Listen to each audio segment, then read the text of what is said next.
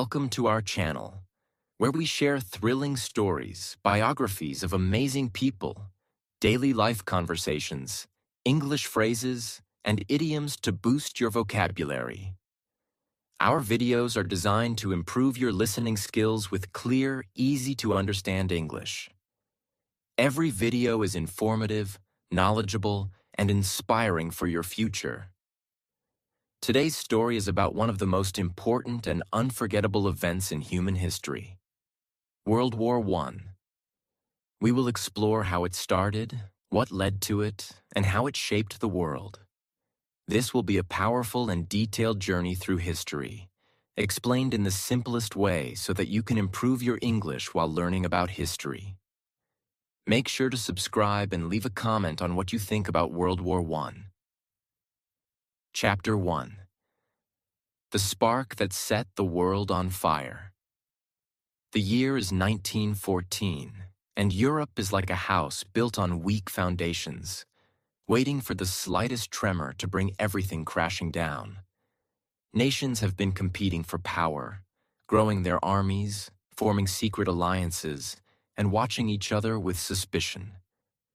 The air is thick with tension. A single spark could ignite an explosion. On June 28, 1914, the morning sun casts a warm glow over the city of Sarajevo, Bosnia. It is a day of celebration. The streets are decorated with flags, and people line up along the roads, waiting for the arrival of Archduke Franz Ferdinand, the heir to the throne of Austria-Hungary. With him is his wife, Sophie, elegant and smiling as she waves at the crowd. They have come on an official visit, but beneath the surface, Sarajevo is a city boiling with anger.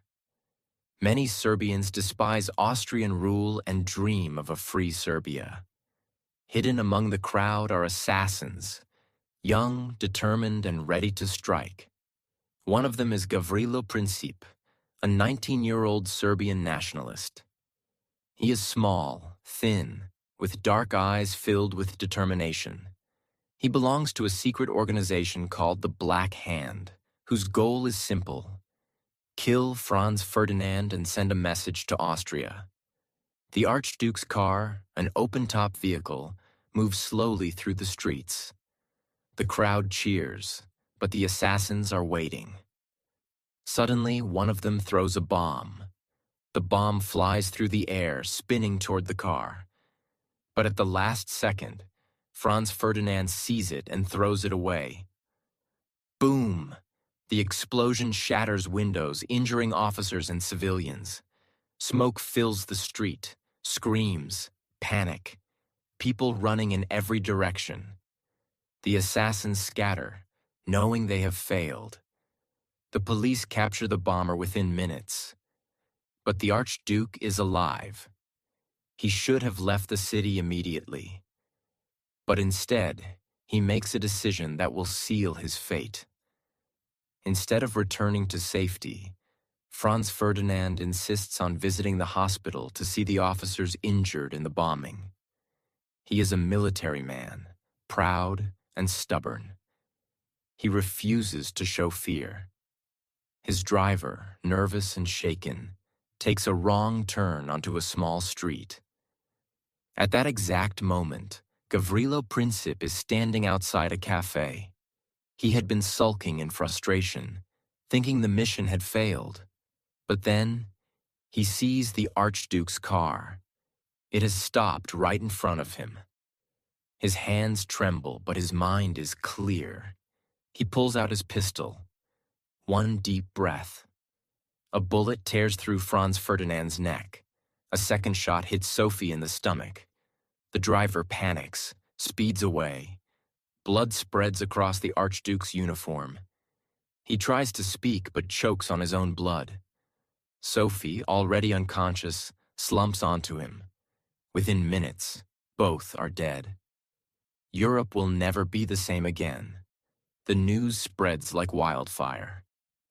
Austria-Hungary is outraged. The government immediately blames Serbia and demands that Serbia punish those responsible. But Serbia, feeling confident with Russia's support, refuses to bow down. Austria-Hungary sees this as an act of defiance.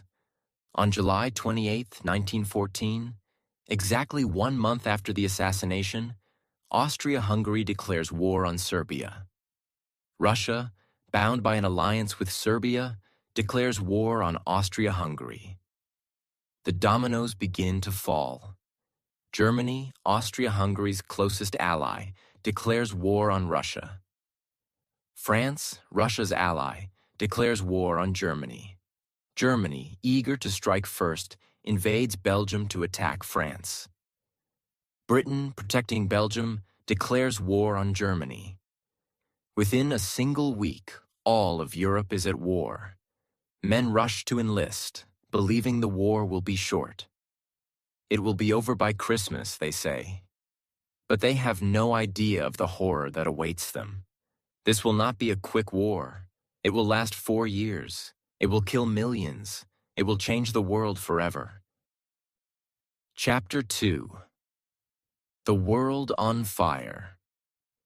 It's August 1914, and the streets of Europe are buzzing with excitement.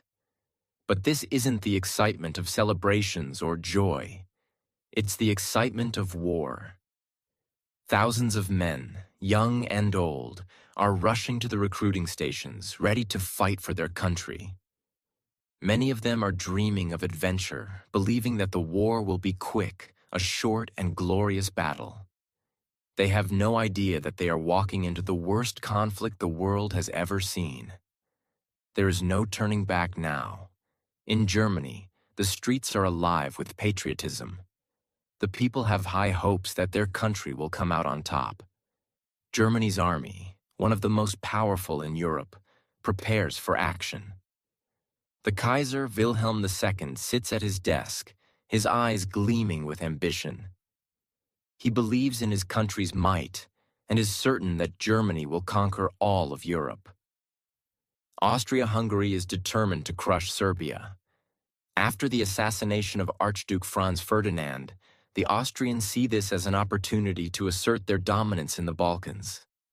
The Austro-Hungarian Empire has been struggling with its own problems for years.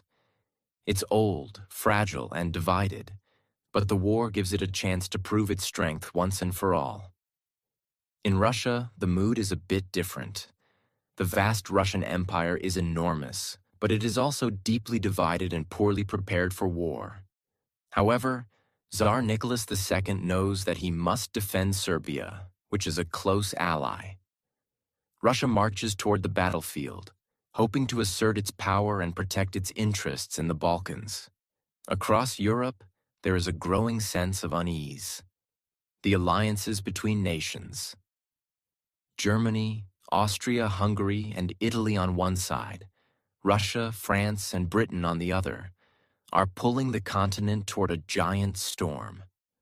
But no one really understands how much this war will change everything. The world enters the war. August 1st, 1914. Germany declares war on Russia, believing it is the right move to protect its borders and secure its future. The next day, France declares war on Germany in support of its Russian ally.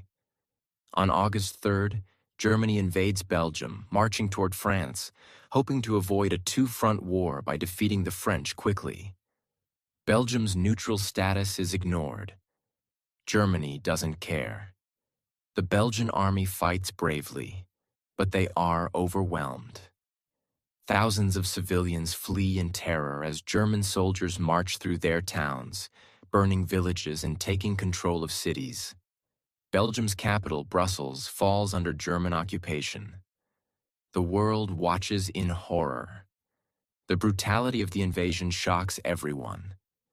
But it also has a ripple effect. Britain, who had promised to protect Belgium's neutrality, declares war on Germany on August 4th, 1914. Now, it's no longer just a few countries involved. The entire continent is in flames. As the war stretches on, something unexpected happens. Instead of quick, decisive battles, the war turns into a grinding, slow battle of attrition. Both sides dig in and begin to build trenches, deep, muddy, rat-infested holes in the ground where soldiers live, fight, and die. This is where the war truly starts to change. For the next 4 years, millions of men will live in these trenches, fighting for small pieces of land that will cost them everything. Imagine a soldier waking up in the morning. The first thing he feels is the cold mud beneath him. The smell of rot, sweat, and blood fills the air. Above ground, there is nothing but gunfire, explosions, and death. The soldiers are constantly under attack, sometimes from machine guns, sometimes from artillery shells that explode in the air with terrifying force. But it's not just the fighting that is terrifying. It's the mental toll that war takes on these soldiers. The constant fear, the feeling of hopelessness. They are stuck in the trenches with no way out, no future. The war seems endless. Every day is a battle just to stay alive. The Western Front, a line that stretches from the North Sea through Belgium and across northern France, becomes the most horrific part of the war. In these muddy trenches, men will fight for months over a few inches of land. No matter how hard they fight, no matter how many soldiers are lost, they are always at a standstill. The Germans on one side and the Allied forces, Britain, France, and later the United States, on the other. It's like a deadlock, a constant push and pull. One of the first major battles on the Western Front is the Battle of the Marne in September 1914. The Germans have advanced close to Paris, and it seems like they might win the war quickly. But then, the French and British forces fight back, stopping the German advance just in time. The Germans are forced to retreat, and the front lines settle into that deadly trench warfare. But in the trenches, it's not just soldiers who suffer. It's the civilians, too. Entire towns are destroyed. Homes are lost. Families are torn apart. Many civilians are forced to flee their homes, leaving everything behind just to survive. The Eastern Front in the east, between Russia and Austria-Hungary, is just as brutal. But it's different. The Russian army, though large, is poorly equipped and disorganized. Germany and Austria-Hungary crush them, forcing Russia to retreat. The Tsar's soldiers suffer terribly, starving and freezing in the harsh winter. But still, the war rages on. Months go by, and the soldiers begin to realize that they are trapped. They are stuck in a cycle of violence with no end in sight. The war, which seemed like it would be over in a few months, is now stretching into years. The fighting is endless. The suffering is unimaginable. There are moments of brief calm when the soldiers in the trenches can hear nothing but silence, only for it to be broken by a sudden barrage of artillery. The war is always looming, always a threat, and as the war rages on, other countries begin to enter. In 1915, the Ottoman Empire joins the Central Powers, and the United States begins to grow involved, though it will be another 2 years before they officially declare war on Germany in 1917. Meanwhile, in the trenches, the soldiers' lives become a strange mix of fear, boredom, and determination. They hear the sounds of machine guns and shells exploding in the distance. At night, they count the stars and wonder if they will see the sunrise. Their friends die beside them, and they wonder, why? Why is all of this happening? What is it all for? And yet, they march on, driven by a sense of duty and loyalty. But the worst part is yet to come. The use of new weapons, poison gas, tanks, and machine guns will soon change the face of war. The trench lines will become even more dangerous, and the soldiers will face even greater suffering than they ever imagined. This is only the beginning. The world is still in the early stages of this monstrous conflict. And yet, the soldiers know this. The war will only grow worse, and it will not be the short battle they imagined. The fire has started. The world will burn. Chapter 3. The war rages on. Imagine yourself in the middle of a battlefield. The sky is gray, filled with the sound of explosions and gunfire. There's no way to escape the noise, the chaos, the fear. The air smells of smoke, death, and mud. You're cold, you're hungry, and you don't know how long you'll survive. This is trench warfare, where men fight not for glory or honor, but just to stay alive. In the trenches, soldiers live like animals. They sleep in cold, damp conditions, often lying in filth, surrounded by rats and the bodies of the dead. The mud is so deep it feels like it will swallow you whole. There's no escape. For miles, there's nothing but dirt, barbed wire, and the constant sound of machine guns firing in the distance. Every soldier in the trench faces this same grim reality. But it's not just the physical conditions that break them. The mental toll is just as horrifying. Every day you fear being shot, being blown to pieces, or dying from disease. Shell shock becomes common, a terrifying condition where soldiers lose their minds from the constant pressure. Many soldiers will never recover from the psychological scars of war. The constant waiting, the fear of the unknown, the constant feeling that death is just around the corner is too much for them to handle. New weapons of destruction. In the trenches, the soldiers face not only bullets and shrapnel, but also new, deadly weapons that change the way wars are fought. The first use of poison gas happens in 1915 by the Germans. Imagine this: a green cloud rolling over the battlefield, carrying with it death and suffering. Soldiers are caught completely off guard. Some of them die slowly and painfully, suffocating to death as they struggle for breath. The gas doesn't discriminate. It doesn't care whether you're young or old, fit or weak. It simply takes away your life. The smell of it, the fear of it, is enough to turn any soldier into a nervous wreck. They don't know when it will come, but when it does, there's nowhere to hide. And that's just one of the new weapons. Alongside poison gas, machine guns, artillery shells, and even the first tanks are introduced. The tanks, which are supposed to be the future of warfare, are slow and clunky, but they can smash through trenches and crush soldiers under their heavy tracks.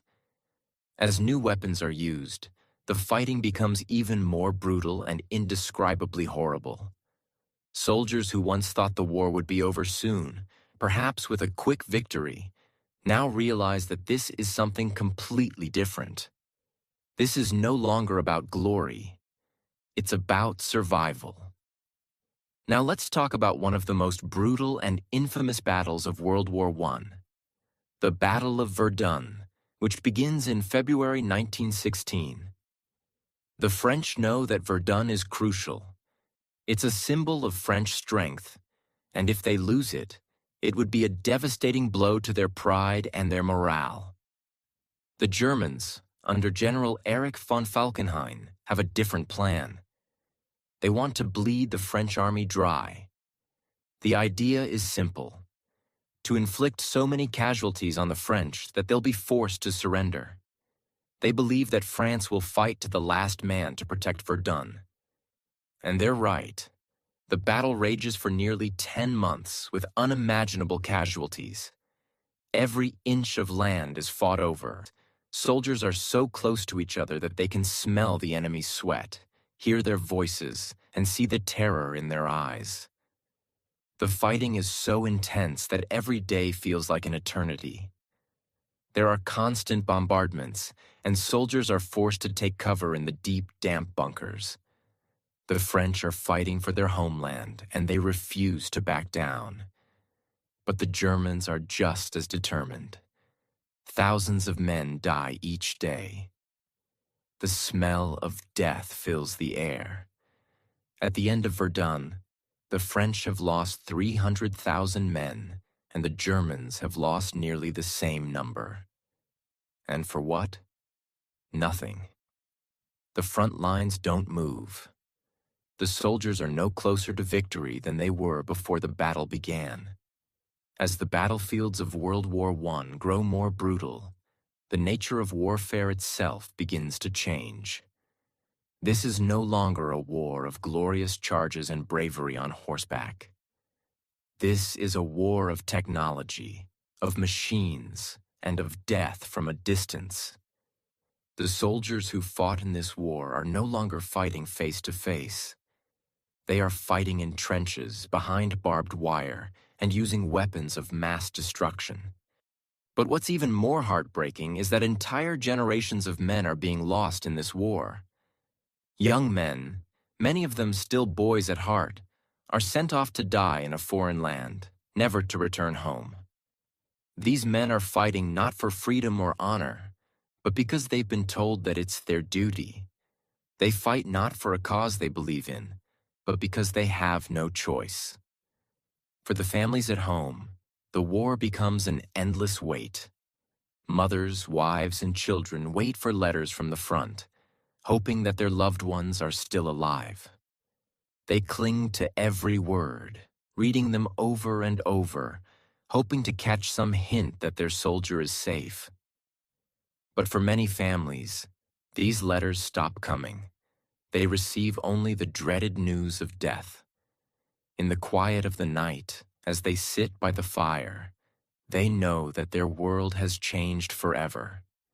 They know that the son, the husband, the brother they once knew, may never come home. The war spreads. New fronts open. Meanwhile, the war is spreading beyond Europe. In 1915, the Ottoman Empire joins the Central Powers and opens up a new front in the Middle East. The Gallipoli campaign is a disastrous failure for the Allies, with thousands of men losing their lives for little gain. The Ottoman soldiers, like the European forces, fight bravely and fiercely. But the fighting in this region is just as brutal and deadly as it is in Europe. In Africa, the war is fought on a different scale. Here, the Allied forces fight the Germans over colonies and territories, with native soldiers fighting in battles they don't fully understand. They fight for countries that aren't their own, and they fight against enemies they've never met. But still, they fight because war has become a reality for everyone, no matter where they are in the world. Chapter 4. The Turning Tide of the War. As the years drag on, the war shows no sign of ending. It becomes clear that both sides are fighting not just for victory, but for survival. The war has taken on a life of its own, and each side has become more desperate to outlast the other. The fighting has become endless. It feels as though there will be no end to the suffering. The French, the British, the Germans, all of them are drained. They've lost millions of soldiers, families have been torn apart, and there's no clear winner in sight. Imagine being in a trench, facing the same enemy day after day. The same endless bombardments, the same horrifying screams, the same mounds of bodies. You begin to wonder if there's anything worth fighting for anymore. But despite all of this, the soldiers continue to fight, not for glory, but because they must. By 1917, the situation is desperate for the Allies. The Central Powers, led by Germany, are pushing hard, and the Allied forces are running out of strength. The French soldiers have fought tirelessly for years, but they're exhausted, both physically and mentally. The British forces are also struggling, and the United States has just entered the war, bringing hope but also new challenges. It's in the year 1917 that a new sense of urgency begins to spread.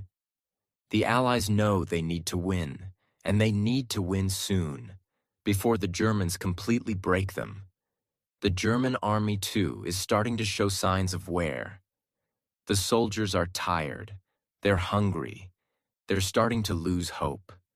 The shocks of war have left their mark on everyone, and the Germans know that they are fighting on the brink of collapse. The United States enters the war.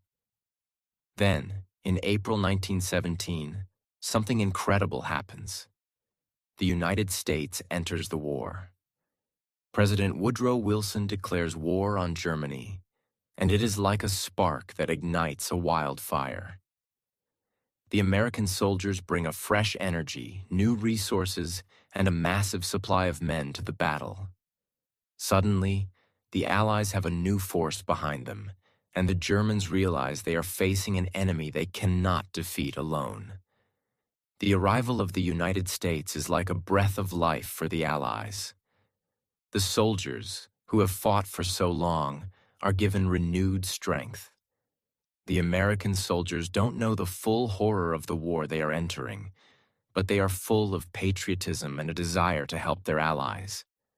Their numbers are overwhelming, and with them comes technology and modern tactics that will change the course of the war. The Allies' great offensive begins in 1918. With the help of fresh American troops, the British and the French launch a massive counterattack. This is no longer a battle of attrition. This is a decisive move, a last-ditch effort to break the Germans. The Allied forces push through the German lines with an intensity they have never had before. For the first time in years, they begin to make real gains. The Germans, who had once been confident in their victory, are now reeling. The strength of the United States, combined with the sheer determination of the French and British, is too much for the Central Powers. As the Allied forces march forward, there is a sense of hope, but also fear. Everyone knows this could be the end of the war, but no one knows how many more lives will be lost before it's over. The Germans, fighting in trenches, are pushed further and further back. Desperate, they continue to fight, but every step forward by the Allies feels like a step closer to the end of the war. As the Allied forces advance, something incredible happens. The Central Powers begin to collapse. The Austro-Hungarian Empire, one of the main members of the Central Powers, begins to disintegrate. Its soldiers are exhausted, its empire is crumbling, and it can no longer fight. In October 1918, Austria-Hungary surrenders to the Allies. This is a crucial moment because it means that the Central Powers are no longer united. Germany, the last remaining power, is now alone, facing a massive coalition of enemies. The Germans, too, begin to feel the pressure of the war they have been fighting for so long. Their supplies are running out, their soldiers are deserting, and their morale is at an all-time low. In November 1918, after months of fierce fighting, the German government asks for an armistice, a ceasefire.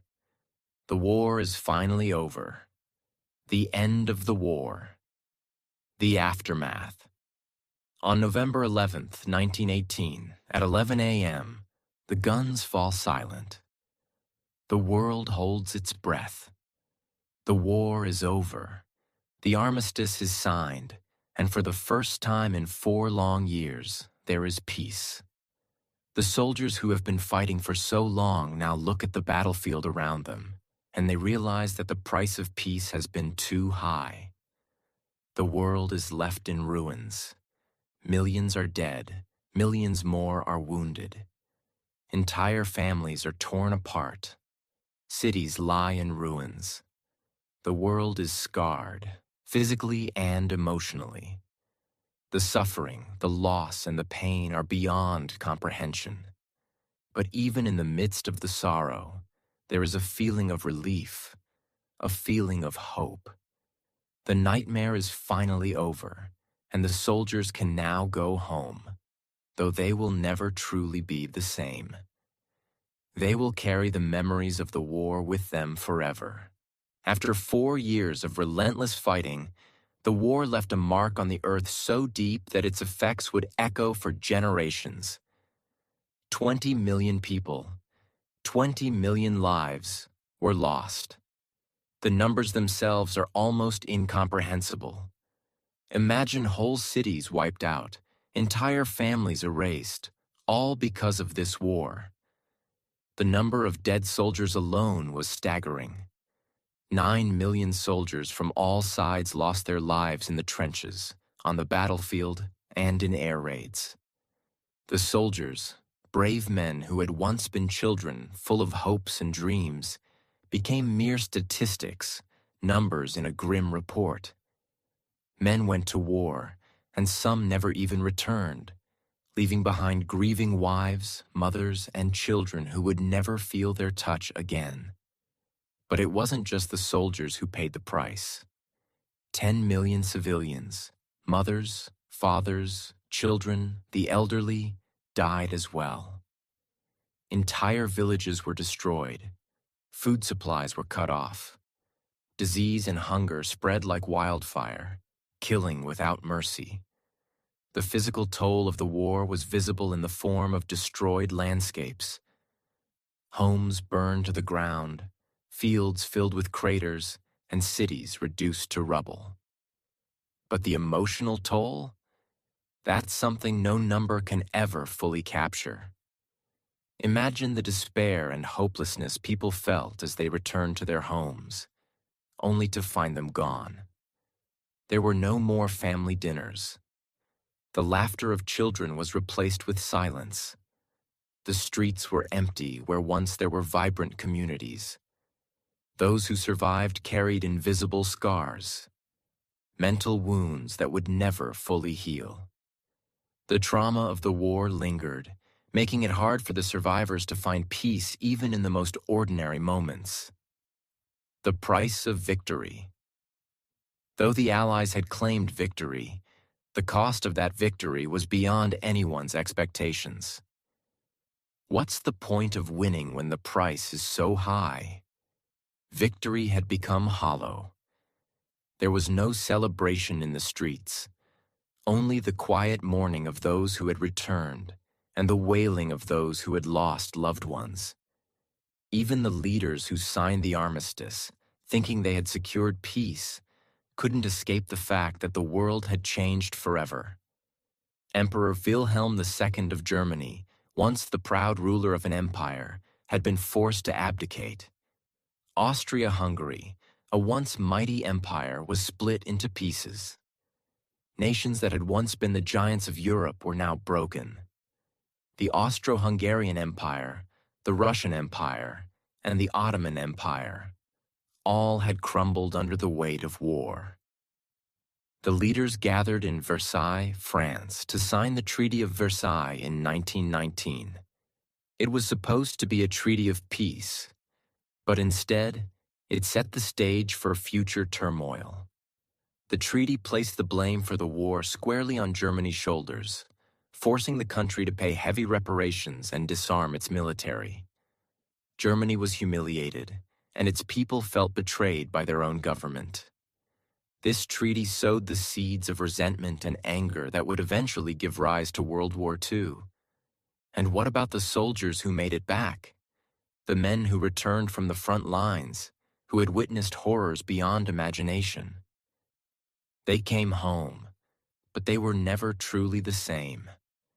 The physical scars were easy to see, limbs lost, wounds that would never heal. But the mental scars were hidden deep inside them. The war had broken something in them that could never be fixed.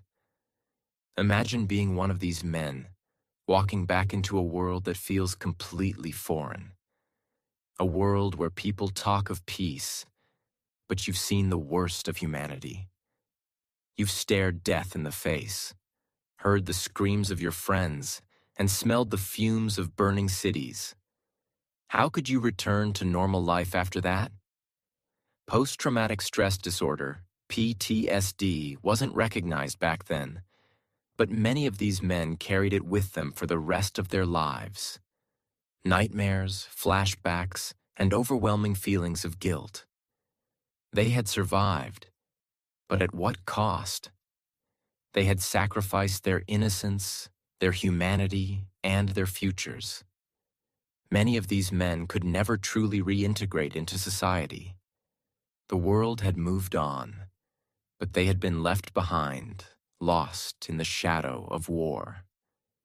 But in the ashes of this destruction, there was also a sense of rebirth. New countries were formed from the rubble of the old empires. Czechoslovakia and Yugoslavia were born, nations carved from the lands of the fallen Austro-Hungarian Empire. The Ottoman Empire collapsed, and its lands were divided among the Allies, changing the face of the Middle East forever.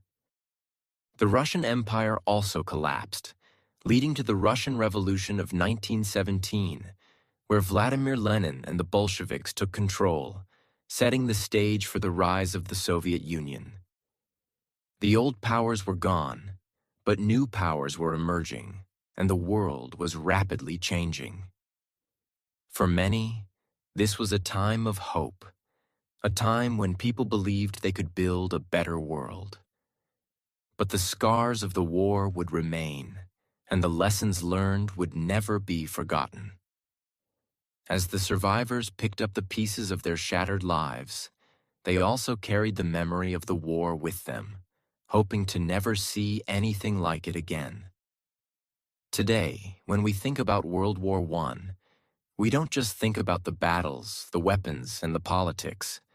We think about the lives lost, the dreams shattered, and the families destroyed. We think about the soldiers who went to war, not knowing they would never return. We think about the survivors who came home, only to find that their home was no longer the same.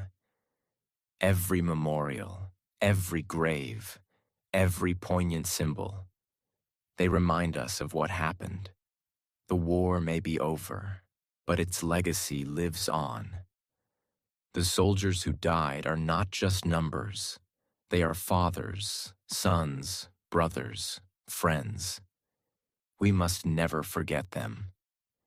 And as we reflect on the war, we realize that the true lesson is not just about the horrors of war, but about the importance of peace. We must honor the memories of those who fought and died by ensuring that their sacrifices were not in vain. We must work to create a world where such a catastrophe never happens again. The fire of this war still burns in our hearts today. The lessons we learned about the consequences of unchecked nationalism, about the horrors of warfare, and about the power of resilience are lessons we must carry with us forever. The world has changed, but we must remember. The pain and loss of World War I should never be forgotten. It is a part of our history, and it is a reminder that peace must never be taken for granted. And so, the story of World War I ends, but its echoes will never fade. It is a story that will continue to teach us, to remind us, and to shape our future.